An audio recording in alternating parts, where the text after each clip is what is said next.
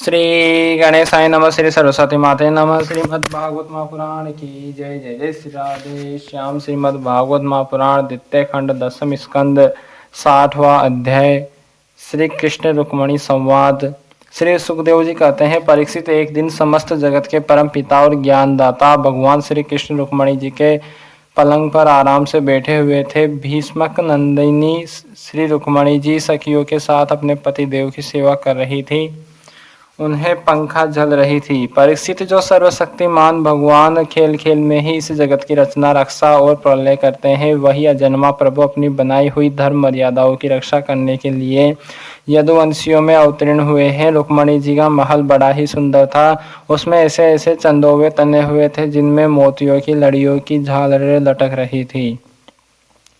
मणियों के दीपक जगमगा रहे थे। बेला चमेली के फूल और हार महक रहे थे। फूलों पर झुंड के झुंड भौरे गुंजार कर रहे थे। सुंदर सुंदर झरोखों की जालियों में से चंद्रमा की शुभ्र किरणें महल के भीतर छिटक रही थी। उद्यान में पारिजात के उपवन की सुगंध लेकर मंद मंद शीतल वायु चल रही थी। झरोखों की जालियों में से अगर के धूप का धुआं बाहर निकल रहा था। ऐसे महल में दूध के फेन के समान कोमल और उज्जवल बिछोने से युक्त सुंदर पलंग पर भगवान श्री कृष्ण बड़े आनंद से विराजमान थे और रुक्मणी जी त्रिलोकी के स्वामी को पति रूप में प्राप्त करके उनकी सेवा कर रही थी। रुक्मणी जी ने अपनी सखी के हाथ से वह चवर ले लिया जिसमें रत्नों की डांडी लगी थी और परम रूपवती लक्ष्मी रूपिणी देवी रुक्मणी जी उसे डुला डुलाकर भगवान की सेवा करने लगी। उनके कर कमलों में जड़ाव अंगूठिया, कंगन और चवर शोभा पा रहे थे। चरणों में मणि जटित पायजेब रुंझुन रुंझुन कर रहे थे। आंचल के नीचे छिपे हुए स्तनों की केसर की लालिमा से हार लाल लाल जान पड़ता था और चमक रहा था। नितंब भाग में बहुमूल्य करधनी की लड़ियां लटक रही थी। इस प्रकार वे भगवान के पास ही रहकर उनकी सेवा में संलग्न थे। रुक्मणी जी की घुंघराली अलके, कानों के कुंडल और गले के स्वर्ण हार अत्यंत विलक्षण थे। उनके मुख चंद्र से मुस्कुराहट की अमृत वर्षा हो रही थी। ये रुक्मणी जी अलौकिक रूप लावण्यवती लक्ष्मी जी ही तो है। उन्होंने जब देखा कि भगवान ने लीला के लिए मनुष्य का सा शरीर ग्रहण किया है, तब उन्होंने भी उनके अनुरूप रूप प्रकट कर दिया। भगवान श्री कृष्ण यह देखकर बहुत प्रसन्न हुए कि रुक्मणी जी मेरे परायण हैं, मेरी अनन्य प्रेयसी है। तब उन्होंने बड़े प्रेम से मुस्कुराते हुए उनसे कहा। भगवान श्री कृष्ण ने कहा, राजकुमारी, बड़े बड़े नरपति जिनके पास लोकपालों के समान ऐश्वर्य और संपत्ति है, जो बड़े बड़े महानुभाव और श्रीमान है तथा सुंदरता, उदारता और बल में भी बहुत आगे बढ़े हुए हैं, तुमसे विवाह करना चाहते थे। तुम्हारे पिता और भाई भी उन्हीं के साथ तुम्हारा विवाह करना चाहते थे। यहाँ तक कि उन्होंने वाग्दान भी कर दिया था। शिशुपाल आदि बड़े बड़े वीरों को, जो कामोन्मत्त होकर तुम्हारे याचक बन रहे थे, तुमने छोड़ दिया और मेरे जैसे व्यक्ति को, जो किसी प्रकार तुम्हारे समान नहीं है, अपना पति स्वीकार किया। ऐसा तुमने क्यों किया? सुंदरी, देखो, हम जरासंध आदि राजाओं से डरकर समुद्र की शरण में आ बसे हैं। बड़े बड़े बलवानों से हमने वेर बांध रखा है और प्रायः राज सिंहासन के अधिकार से भी हम वंचित ही है। सुंदरी, हम किस मार्ग के अनुयायी हैं? हमारा कौन सा मार्ग है, यह भी लोगों को अच्छी तरह मालूम नहीं है। हम लोग लौकिक व्यवहार का भी ठीक ठीक पालन नहीं करते, अनुनय विनय के द्वारा स्त्रियों को रिझाते भी नहीं। जो स्त्रियां हमारे जैसे पुरुषों का अनुसरण करती हैं, उन्हें प्रायः क्लेश ही क्लेश भोगना पड़ता है। सुंदरी, हम तो सदा के अकिंचन है, न तो हमारे पास कभी कुछ था और न रहेगा। ऐसे ही अकिंचन लोगों से हम प्रेम भी करते हैं और वे लोग भी हमसे प्रेम करते हैं। यही कारण है कि अपने को धनी समझने वाले लोग प्रायः हमसे प्रेम नहीं करते, हमारी सेवा नहीं करते। जिनका धन, कुल, ऐश्वर्य, सौंदर्य और आय अपने समान होती है, उन्हीं से विवाह और मित्रता का संबंध करना चाहिए। जो अपने से श्रेष्ठ या अधम हो, उनसे नहीं करना चाहिए। विदर्भ राजकुमारी, तुमने अपनी अदूरदर्शिता के कारण इन बातों का विचार नहीं किया और बिना जाने बुझे भिक्षुकों से मेरी झूठी प्रशंसा सुनकर मुझ गुणहीन को वरण कर लिया। अब भी कुछ बिगड़ा नहीं है। तुम अपने अनुरूप किसी श्रेष्ठ क्षत्रिय को वरण कर लो, जिसके द्वारा तुम्हारी यह लोक और परलोक की सारी आशा अभिलाषाएं पूरी हो सके। सुंदरी, तुम जानती ही हो कि शिशुपाल, साल्व, जरासंध, दंतवक्त्र आदि नरपति और तुम्हारा बड़ा भाई रुक्मी सभी मुझसे द्वेष करते थे। कल्याणी, वे सब बल पौरुष के मद से अंधे हो रहे थे, अपने सामने किसी को कुछ नहीं गिनते थे। उन दुष्टों का मान मर्दन करने के लिए ही मैंने तुम्हारा हरण किया था, और कोई कारण नहीं था। निश्चय ही हम उदासीन हैं, हम स्त्री संतान और धन के लोलुप नहीं हैं। निष्क्रिय और देह गेह से संबंध रहित दीप शिखा के समान साक्षी मात्र है। हम अपने आत्मा के साक्षात्कार से ही पूर्ण काम हैं कृत करते हैं।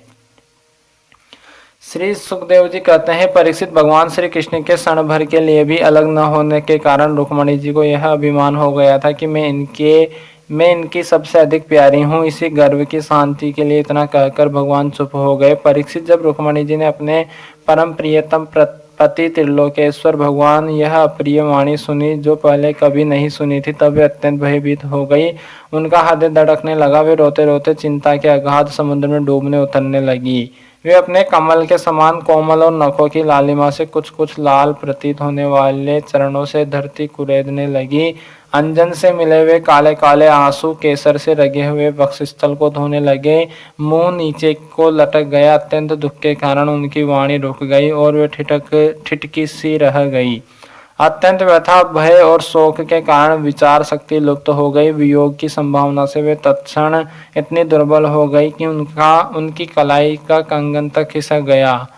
हाथ का चवर गिर पड़ा। बुद्धि की विकलता के कारण वे एकाएक अचेत हो गई। केस बिखर गए और वे वायु वेग से उखड़े हुए केले के खंभे की तरह धरती पर गिर पड़ी। भगवान श्री कृष्ण ने देखा कि मेरी प्रेयसी रुक्मणी जी हास्य विनोद की गंभीरता नहीं समझ रही है और प्रेम पास की दृढ़ता के कारण उनकी यह दशा हो रही है। स्वभाव से ही परम कारुणिक भगवान श्री कृष्ण का हृदय उनके प्रति करुणा से भर गया। चार भुजाओं वाले वे भगवान उसी समय पलंग से उतर पड़े और रुक्मणी जी को उठा लिया तथा उनके खुले हुए केश पासों को बांधकर अपने शीतल कर कमलों से उनका मुंह पोंछ दिया।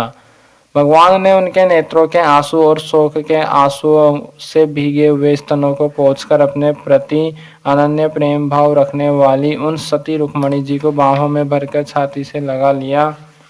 भगवान श्री कृष्ण समझाने बुझाने में बड़े कुशल और अपने प्रेमी भक्तों के एकमात्र आश्रय हैं। जब उन्होंने देखा कि हास्य की गंभीरता के कारण रुक्मणी जी की बुद्धि चक्कर में पड़ गई है और वे अत्यंत दीन हो रही है, तब उन्होंने इस अवस्था के अयोग्य अपनी प्रेयसी रुक्मणी जी को समझाया। भगवान श्री कृष्ण ने कहा, विदर्भ नंदिनी, तुम मुझसे बुरा मत मानना, मुझसे रूठना नहीं। मैं जानता हूँ कि तुम एकमात्र मेरे ही परायण हो। मेरी प्रिय सहचरी, तुम्हारी प्रेम भरी बात सुनने के लिए ही मैंने हंसी हंसी में यह छलना की थी। मैं देखना चाहता था कि मेरे यूं कहने पर तुम्हारे लाल लाल होठ प्रणय कोप से किस प्रकार फड़कने लगते हैं। तुम्हारे कटाक्ष पूर्वक देखने से नेत्रों में कैसी लाली छा जाती है और बोहें चढ़ जाने के कारण तुम्हारा मुंह कैसा सुंदर लगता है। मेरी परम प्रिय सुंदरी, घर के काम धंधों में रात दिन लगे रहने वाले गृहस्थों के लिए घर गृहस्थी में इतना ही तो परम लाभ है कि अपनी प्रिय अर्धांगिनी के साथ हास परिहास करते हुए कुछ घड़ियां सुख से बिता ली जाती है।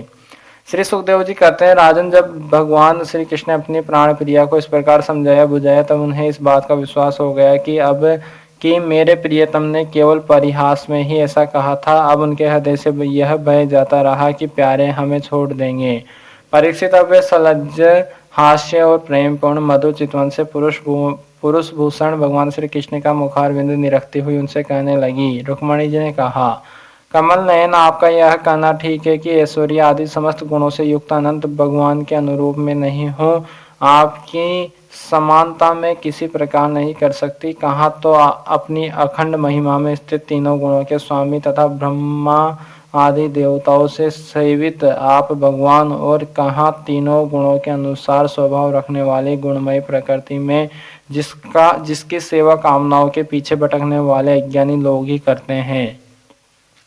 भला मैं आपके समान कब हो सकती हूँ। स्वामी, आपका यह कहना ठीक यह कहना भी ठीक ही है कि आप राजाओं के भय से समुद्र में आ छिपे हैं, परंतु राजा शब्द का अर्थ पृथ्वी के राजा नहीं, तीनों गुण रूप राजा हैं। मानो आप उन्हीं के भय से अंतःकरण रूप समुद्र में चैतन्य घन अनुभूति स्वरूप आत्मा के रूप में विराजमान रहते हैं। इसमें संदेह नहीं कि आप राजाओं से वैर रखते हैं, परंतु वे राजा कौन है? यही अपनी दुष्ट इंद्रियां, इनसे तो आपका वैर है ही। और प्रभु, आप राज सिंहासन से रहित है, यह भी ठीक है, क्योंकि आपके चरणों की सेवा करने वालों ने भी राजा के पद को घोर अज्ञान अंधकार समझकर दूर से ही दुत्कार रखा है।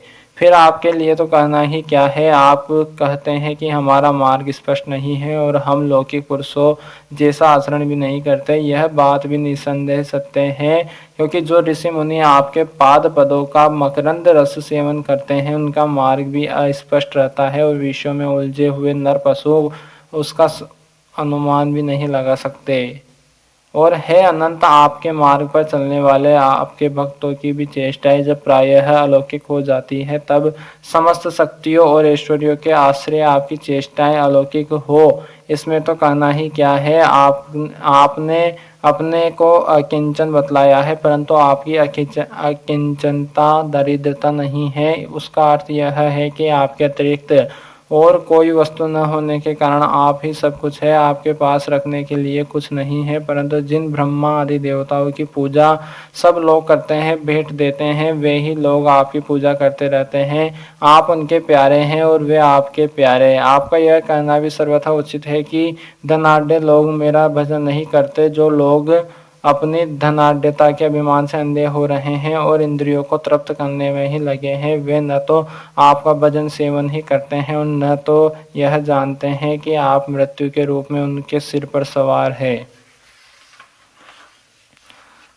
जगत में जीव के लिए जितने भी वांछनीय पदार्थ है, धर्म अर्थ काम मोक्ष, उन सब के रूप में आप ही प्रकट हैं। आप समस्त वृत्तियों, प्रवृत्तियों, साधनों, सिद्धियों और साध्यों के फलस्वरूप है। विचारशील पुरुष आपको प्राप्त करने के लिए सब कुछ छोड़ देते हैं।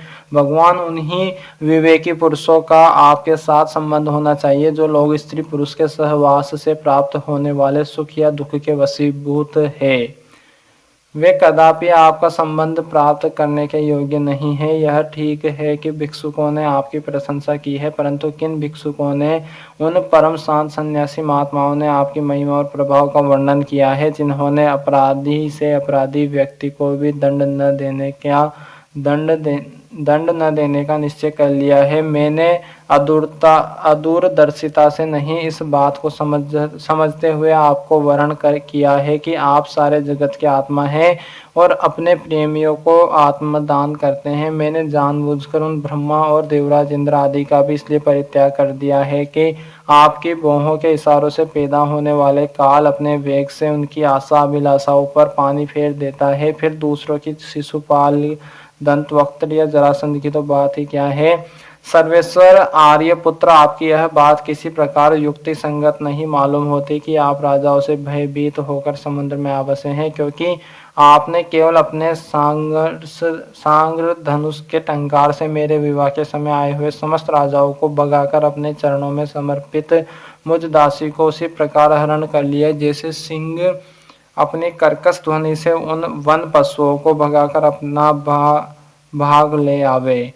कमल नयन, आप कैसे कहते हैं कि जो मेरा अनुसरण करता है उसे प्रायः कष्ट ही उठाना पड़ता है। प्राचीन काल के अंग प्रथु, भरत, ययाति और गए आदि जो बड़े बड़े राजेश्वर अपना अपना एक छत्र साम्राज्य छोड़कर आपको पाने की अभिलाषा से तपस्या करने वन में चले गए थे। वे आपके मार्ग का अनुसरण करने के कारण क्या किसी प्रकार कष्ट उठा रहे हैं?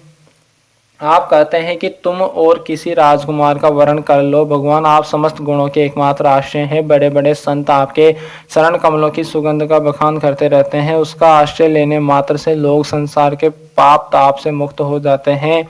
लक्ष्मी सर्वदा उन्हीं में निवास करती है। फिर आप बतलाइए कि अपने स्वार्थ और परमार्थ को भली भांति समझने वाली ऐसी कौन सी स्त्री है जिसे एक बार उन चरण कमलों की सुगंध सूंघने को मिल जाए। और फिर वह उनका तिरस्कार करके ऐसे लोगों को वर्ण करे जो सदा मृत्यु, रोग, जन्म, जरा आदि भय से युक्त है। कोई भी बुद्धिमती स्त्री ऐसा नहीं कर सकती। प्रभो, आप सारे जगत के एकमात्र स्वामी हैं। आप ही इस लोक और परलोक में समस्त आशाओं को पूर्ण करने वाले एवं आत्मा हैं।